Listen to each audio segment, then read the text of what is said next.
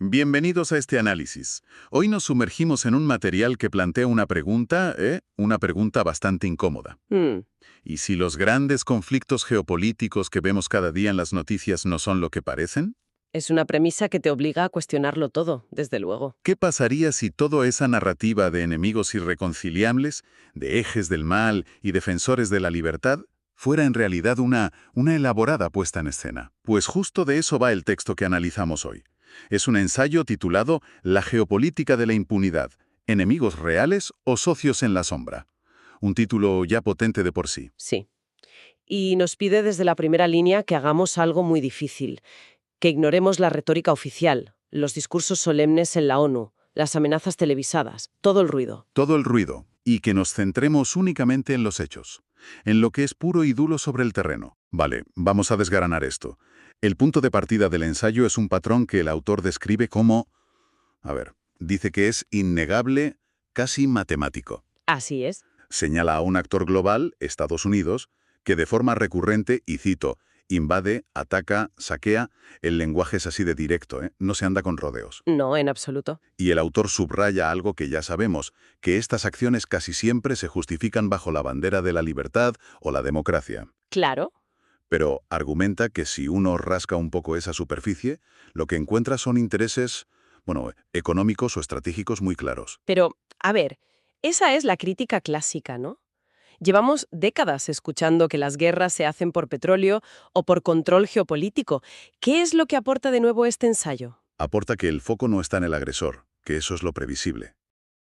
Sino en la respuesta de los demás. Ahí es donde, según el autor, se desmonta todo el teatro. Afirma que lo más inquietante no es la acción en sí, sino la reacción. O mejor dicho, la flagrante falta de una reacción proporcional. Por parte de los supuestos enemigos. Exacto. Aquí es donde se pone realmente interesante. El texto describe cómo las potencias que en teoría deberían ser un contrapeso, Pensemos en Rusia, en China. justo, pues llenan los titulares con discursos incendiarios y amenazas apocalípticas. Vemos condenas enérgicas, advertencias solemnes, la retórica de la confrontación de cada día. El ruido mediático es ensordecedor, sí. Pero el ensayo subraya que, en la práctica, toda esa oposición se diluye. Se queda en lo que llama mera burocracia diplomática y ruido mediático. O sea, vetos en la ONU que no cambian nada. Comunicados de prensa. Pero nunca una respuesta contundente. Nunca una acción que realmente altere el equilibrio de poder. Es un patrón. Para el autor, es un patrón tan consistente que deja de ser una coincidencia. Se convierte en un comportamiento deliberado. Y el texto insiste mucho en una asimetría que califica de brutal. Hay una frase en la fuente que es demoledora. Sí, la recuerdo. Dice que mientras las bombas caen sobre infraestructuras y poblaciones en Oriente Medio, en África, en Europa del Este, en suelo estadounidense no cae ni un chasquibum. Es una imagen muy potente porque visualiza esta impunidad total.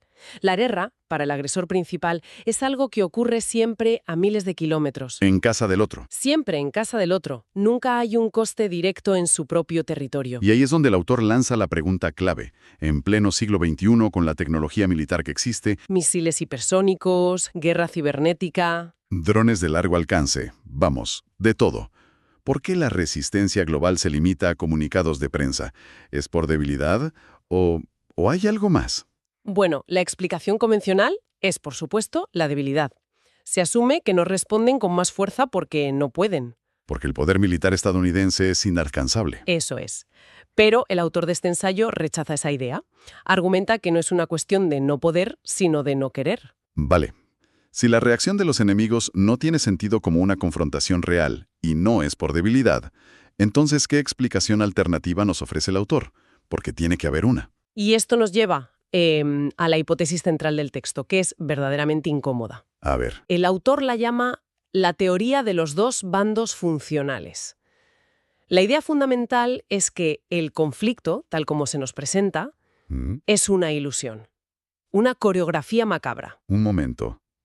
¿Una ilusión? ¿Sugiere que son socios secretos que se reúnen en una sala a planificar los conflictos? Eso suena a guión de película de conspiraciones. No, no exactamente. Ojo, el autor no habla de una amistad o una alianza formal. Ah, vale. Habla de una relación funcional.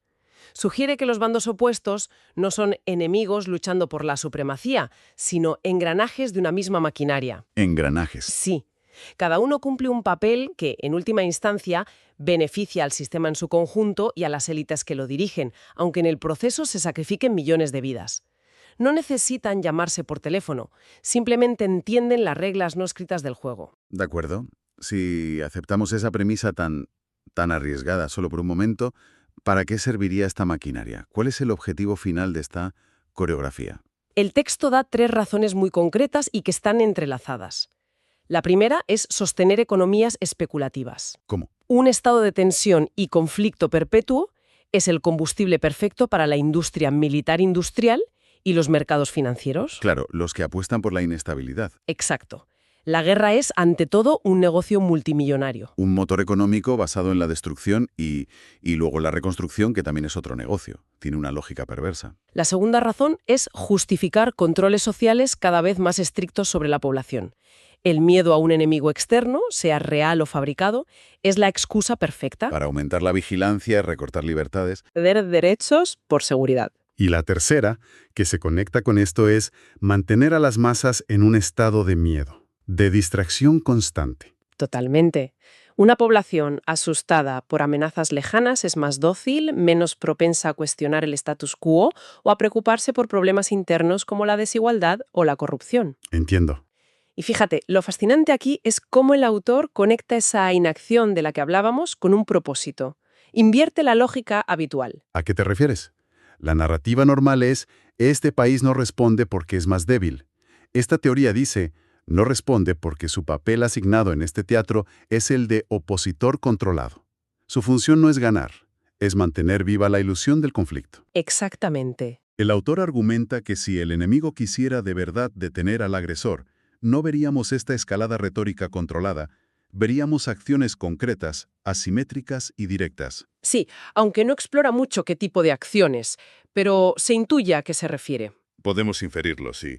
No habla de una guerra mundial abierta, sino de acciones que golpearían donde más duele y que no requieren un ejército gigantesco. Por ejemplo, Pues ciberataques a la red financiera de Wall Street, sabotajes a rutas comerciales clave, ataques selectivos a infraestructuras energéticas, algo que imponga un coste real e inmediato en casa del agresor. no solo en un campo de batalla lejano. Claro, acciones que harían que la guerra dejase de ser un espectáculo televisado para convertirse en un problema doméstico real. Ya veo. Pero en lugar de eso, lo que se observa es un juego donde las líneas rojas se mueven y se negocian constantemente, pero el statu quo del poder central permanece intocable. Es como un combate de boxeo pactado. Es una buena analogía. Hay espectáculo, parece que se pegan de verdad, la gente grita, pero ambos saben que nadie va a noquear al campeón. El resultado está decidido. Vale, entonces, si todo es una representación con objetivos económicos y de control, el escenario en sí es el mundo entero. Esto nos lleva a la conclusión del ensayo que lo envuelve todo bajo un concepto muy visual, el teatro global. El panorama que pinta es bastante desolador, sí. La conclusión del autor es radical.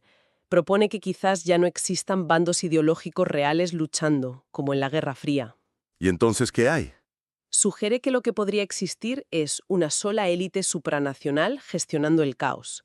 Eso suena todavía más conspirativo. ¿Hablamos de una especie de gobierno mundial en la sombra? El texto no lo presenta como una organización formal, con un presidente y reuniones semanales, ¿eh? Vale, eso es un matiz importante. Es más bien como una red de intereses compartidos entre las élites financieras, tecnológicas y políticas de las principales potencias.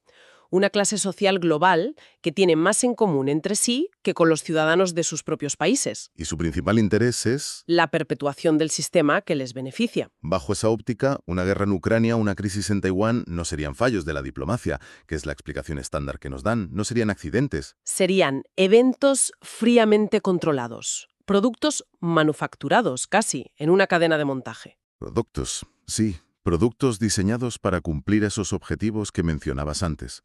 Económicos, de control social y de gestión del miedo. Esto redefine por completo el tablero geopolítico.